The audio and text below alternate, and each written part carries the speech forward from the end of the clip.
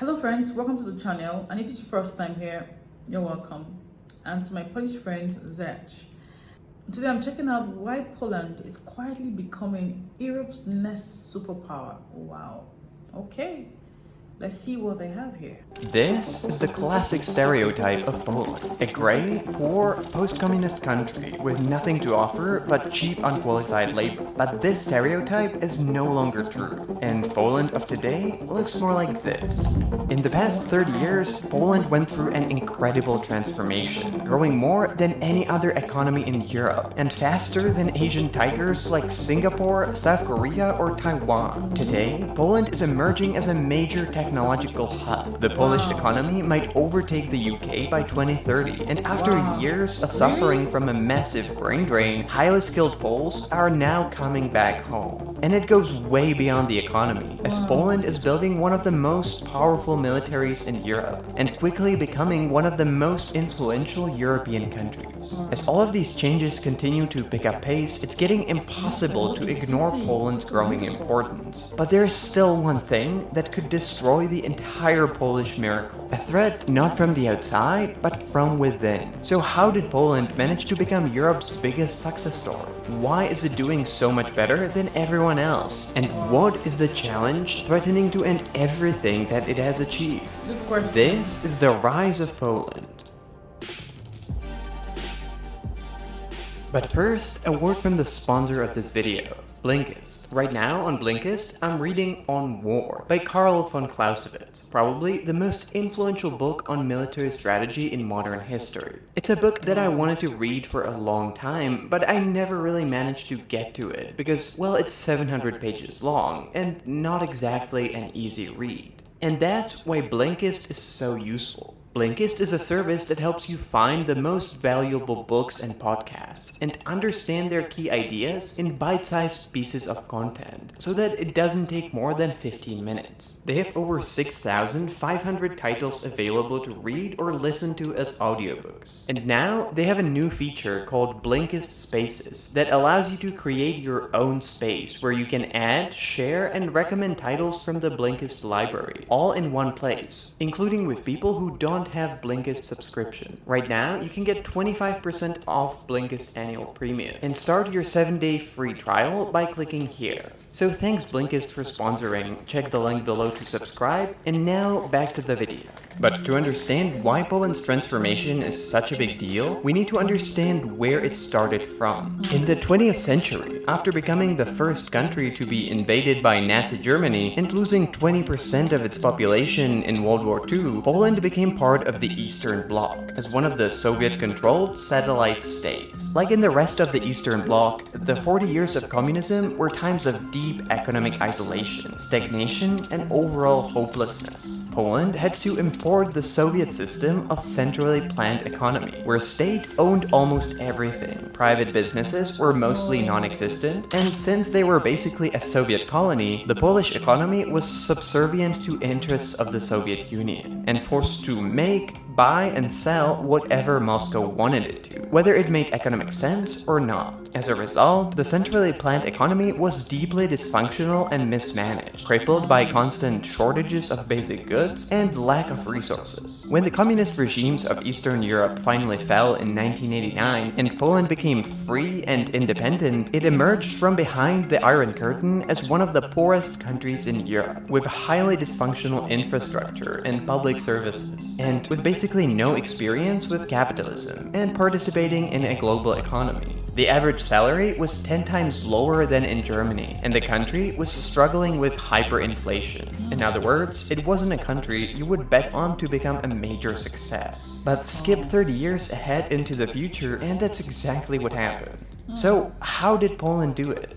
From 1992, Poland managed to grow consecutively for almost 3 decades, achieving the longest period of growth in modern European history. Now, not many countries are able to do that, and the reason is that usually when they find a successful strategy, they tend to stick to it long after it stops working. But Poland, so far, managed to find a different growth strategy for each of the 3 decades, which allowed it to grow so fast for so long. Starting in the early 1990s, its main challenge, like in every other post-communist country, was how to transition from a centralized, state-owned economy to a capitalist one. In most countries, these transitional reforms were in one way or another quite problematic. Either they took too long, or they became pretty corrupt, and much of the state wealth was transferred into hands of a few wealthy oligarchs who got rich because of their political connections. Poland, on the other hand, managed this transition arguably better than others. It transitioned to capitalism quickly, but privatized most of the state-owned companies slowly, and a few years later than most of its neighbors, after the chaos calmed down, and after it became a little bit harder to steal everything. Thanks to that, it became pretty much the only post-communist country without an economy dominated by oligarchs, and without an economic crash in the 1990s. But despite the good start, in the early 2000s, this wasn't enough anymore in order to grow, and so the next phase was about globalization. In 2004, Poland joined the European Union and the open European market with a free movement of goods and services. Without any barriers between Poland and the rest of Europe, it made sense for Western European companies to move their manufacturing over to Poland, where they had a large and a very cheap pool of workers at their disposal. And while these companies kept most of the profit, Poland got enough out of it to keep growing at a pretty fast pace. And joining the EU brought another major benefit, since one of its key principles is redistribution of money from wealthier member states to the less developed ones, in order to balance the wealth disparity across the Union. After joining, the Eastern European states started to receive a lot of money, and Poland managed to use them to build and improve everything from roads to universities. And again, in a lot more efficient way than in many other Eastern European countries. But that can still only take you as far, and many countries following a similar trajectory eventually fall into the so-called middle-income trap.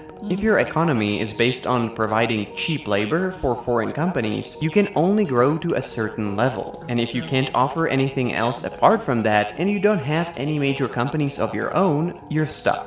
But so far, Poland seems to be avoiding that. 15 years ago, foreign companies were coming in to hire low-skilled and low-paid workers for menial labor. But today, they're coming because Poland has one of the largest pools of engineering talent in Europe. And instead of warehouses and basic factories, companies like Google are opening research and development hubs. Now, that said, Poland is still relatively poor, at least compared with most of Western Europe. But the growth so far has been impressive and unusually inclusive. Average wages in the country massively increased, while inequality remained low. And so it's not a growth that would only exist on paper, or only help select few, but it actually trickled down to the rest of the society. And there's one more area outside of economic growth where Poland has been getting a lot of attention lately, and that's its unprecedented military buildup. Historically, Poland has some good reasons to be a little paranoid. Stuck between Germany and Russia, it has been invaded, partitioned, colonized, and stripped of its independence time and time again. And even though today it's in NATO, this historical memory is still there. And while most European countries were taking their peace dividends, Poland has kept military funding at one of the highest levels in NATO. And after the Russian invasion of Ukraine, it went into an overdrive. It announced that in just a few years, it will increase its military spending to 5% of its GDP, higher than any other NATO member, double the size of its armed forces to 300,000, and buy thousands of tanks, fighter jets, and other military equipment.